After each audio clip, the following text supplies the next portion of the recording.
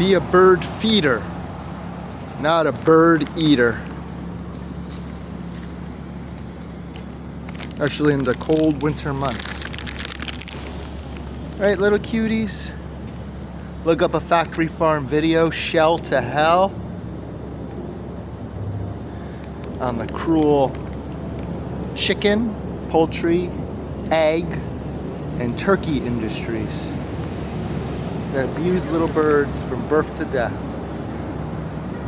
For the egg industry, male chicks, after hatched, are ground up and alive and destroyed because they're worthless in the industry. And females have it worse. They're debeaked and stuffed in tiny crowded cages, the size of a file drawer per bird. So be a bird feeder, not a bird eater. And don't breed. Overpopulation kills off most wildlife. And don't wear fur trim coat hoods from rabbits.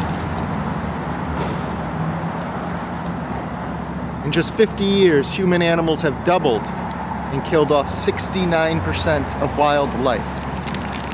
Again, look up a factory farm video, meatvideo.com, meat.org, and share if you care.